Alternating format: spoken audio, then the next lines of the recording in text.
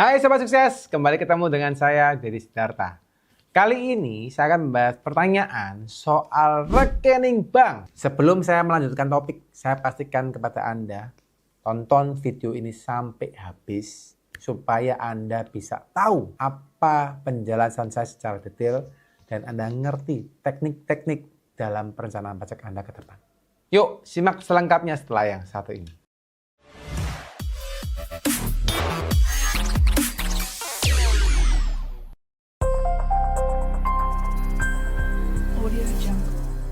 Oke teman-teman, kemarin saya dapat pertanyaan dari salah satu peserta ya, di mana mereka menanyakan seperti ini guys. Jadi mereka tanya, "Ko, apakah kalau saya punya rekening bank, lalu di akhir tahun saya tutup rekeningnya, saya buka rekening baru di awal tahun, terus apakah itu bisa menghindarkan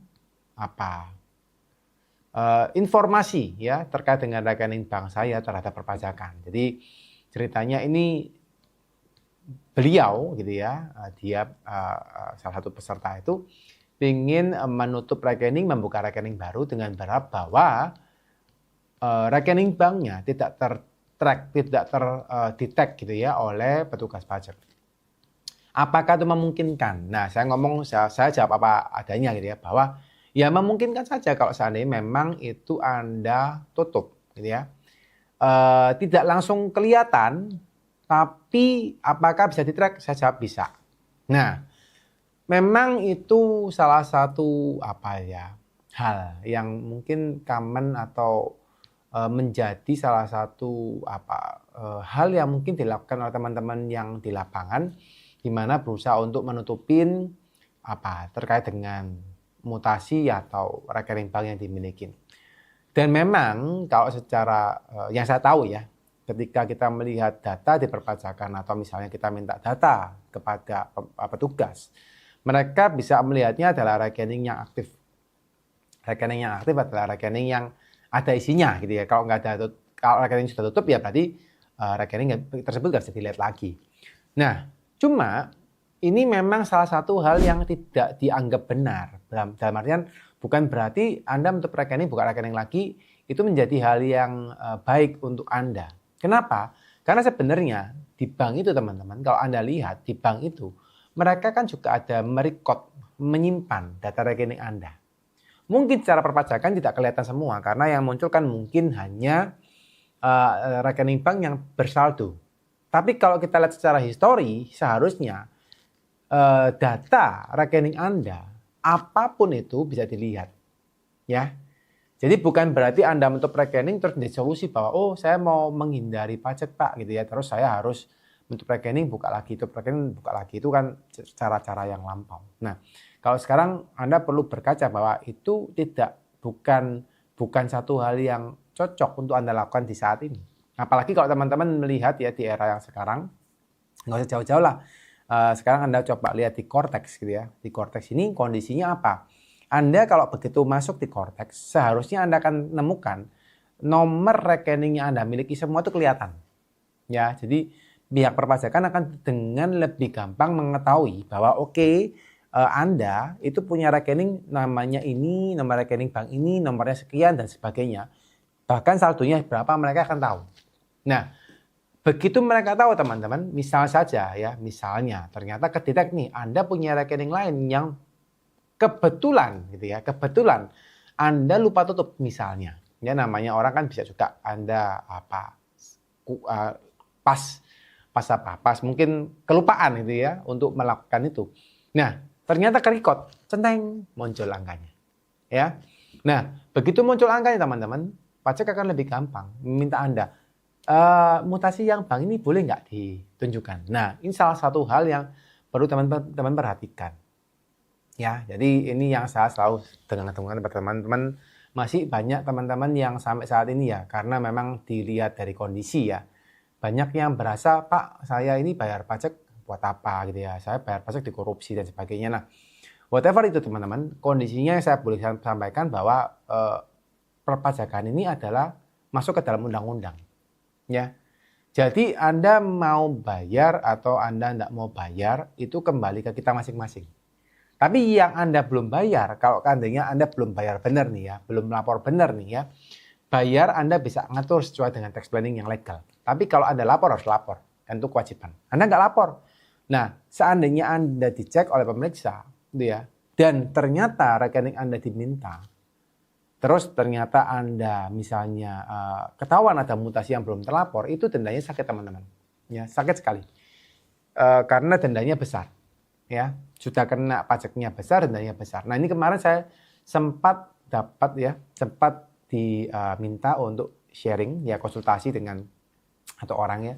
Dia waktu itu sempat membuka toko online, ya di salah satu platform toko online.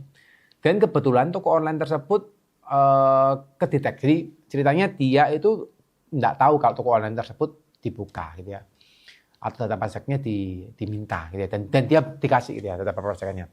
Nah, tokonya orang tersebut itu dicek dan diminta mutasi transaksinya dari pihak pajak ke platform.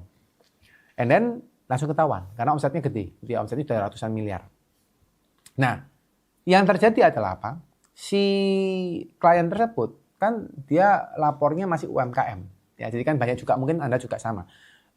Melaporkan dengan cara UMKM, ya 0,5%. Tapi omsetnya udah besar. Nah, terus ternyata ketahuan guys di perpajakan, ya. Oh, ternyata omsetnya misalnya 100M nih. Wah, itu langsung teman-teman. Begitu kena tahu omsetnya 100 miliar misalnya ya, langsung ditembak angka PPN. Ya. Jadi yang pertama kena itu langsung angka PPN itu langsung misalnya 10%, tapi sekarang sudah 12% tahun ini ya. 10% dikena, tembak duas kena 10%. Dari 100 miliar teman-teman, langsung potong 10 miliar. Kebetulan aja untungnya bisnisnya agak gede gitu ya, karena bisnisnya marginnya agak tebal. Tapi potong 10 miliar teman-teman. Plus dendanya ya. Memang di saat itu tidak langsung dikenakan denda. Ya, tapi apakah tidak punya potensi denda? Ada, karena secara aturan pun ada potensi dendanya untuk kondisi PPN ya. Nah, akhirnya ya langsung klien tersebut goyang secara bisnis ya. Nah, ini yang perlu teman-teman perhatikan, bahwa apakah rekening Anda terbuka itu satu solusi? Enggak, jawaban saya. Itu bukan solusi yang baik ya. Nah, terus ada lagi cerita gini. Pak, saya enggak pakai rekening bank, Pak. Atau ada mungkin beberapa orang yang masih melakukan setor tunai, tarik tunai. Ya, sampai saat ini pun masih ada. Apakah itu benar? Tentu saja enggak gitu ya secara perpajakan ya. Tapi kalau mau dilakukan ya saya kembali ke Anda ya. Ibaratnya kan kalau saya boleh katakan pajak ini kan kayak cerita Tom and Jerry ya. Kalau Anda mungkin saya boleh analogikan ya. Kalau Anda tahu ya generasi Tom and Jerry, nggak tahu generasi yang sekarang masih tahu nggak Tom and Jerry ya. Kalau zaman dulu ya mungkin 10-15 tahun lalu gitu ya, masih ada film itu di mana ada kucing sama ada tikus gitu ya. Nah, kucingnya ini ngejar-ngejar tikusnya gitu ya. Tikusnya lari terus. Nah, ini ibaratnya kan kayak Anda gitu ya. Kalau seandainya Anda sebagai tikusnya, Anda lari-lari, pajak sebagai kucing yang ngejarin Anda pakai palu gitu ya, ngejarin. Nah, sama. Anda sekarang berusaha untuk, oke Pak, saya misalnya tarik tunai, setor tunai. Supaya rekening bank saya nggak kelihatan ya. Bahkan ada yang ekstrim, uang tunai dimasukkan ke brankas, ya masukin ke rumah gitu ya, ada seperti itu. Nah, memang tidak langsang kelihatan mungkin, apalagi kalau seandainya Anda pakai rekeningnya orang, ya Anda pinjam rekeningnya orang lain. Mungkin nggak langsung kelihatan. Tapi pertanyaannya, apakah nanti di kemudian hari Anda nggak perlu beli aset? Ya, kalau Anda perlu beli aset, yang perlu diperhatikan adalah apa? Bahwa waktu beli asetnya ini akan langsung dicari. Asetnya sudah bayar pajak belum, penghasilannya kan gitu. Ya, jadi sekarang Anda nggak bayar pajak, tapi di kemudian hari akan tanyain sama petugas pajak. Oh, beli aset ya, misalnya Anda beli rumah, atau Anda misalnya beli mobil, ya mobil mewah yang nilainya miliaran. Terus tanyain, duh mana penghasilannya? Oh, nggak ada Pak. Nah, begitu Anda ketahuan penghasilannya nggak sinkron, maka pajak akan menanyakan kepada Anda, ini kondisinya mana nih pembayaran pajaknya? Belum Pak, silakan bayar dong. Nah, belum lagi dendanya lah misalnya. Jadi teman-teman di sini yang saya tegaskan, teman-teman, mungkin kita perlu perhatikan ulang. Ya, apakah strategi-strategi yang Anda pakai yang mungkin merupakan strategi-strategi yang sempat disampaikan oleh pihak-pihak lain di zaman dulu, lalu Anda sekarang masih pakai, gitu ya, apakah masih relevan atau tidak? Ya, tentunya Anda perlu perhatikan lagi, ya, di mana saya yakin dan percaya sudah banyak strategi yang tidak relevan dilakukan di tax planning Anda. Buat teman-teman yang pengen belajar cara perencanaan pajak yang baik, ya, bukan cara menghindari pajak, tapi benar-benar cara melakukan tax planning yang baik, legal, ya, tapi tetap hemat, ya. Banyak kok ternyata cara untuk melakukan tax planning yang legal, ya. Anda teman-teman silakan ikutin workshop tax planning yang akan kita lakukan, dan Anda teman-teman bisa belajar banyak hal terkait dengan perpajakan dari awal sampai akhir, sampai Anda melakukan tax planning seperti apa, sampai Anda menghadapi pemeriksaan seperti apa, dan meminimalkan resiko terjadinya kecurangan waktu pemeriksaan. Ya. Anda boleh ikutin dan dapatkan informasi yang lengkap di kolom deskripsi di bawah. Yuk, silakan supaya Anda semakin melek, semakin pandai terhadap perpajakan. Semoga teman-teman yang menonton video ini semuanya tetap optimis, tetap positif ya, tetap berpikiran baik terlepas dari apapun yang terjadi di dalam negara kita ya. Saya yakin dan percaya kita berbuat benar ya, tetap meskipun kondisi belum benar, tapi kitanya akan benar ya. Tapi kalau Anda berbuat tidak benar, meskipun kondisinya benar, Anda pun akan jadi nggak benar ya. Percaya saya teman-teman, apa yang Anda lakukan, apa yang Anda tanam, pasti Anda akan tuai sendiri. Jadi Anda nggak usah pusing, mikirin kanan kiri, jalan aja terus ya. Lakukan apa yang baik menurut Anda dan menurut keyakinan Anda.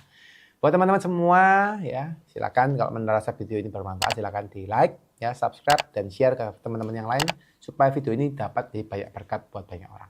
Ya, semakin sehat, semangat dan selalu berbahagia buat teman-teman sekalian. Bye bye.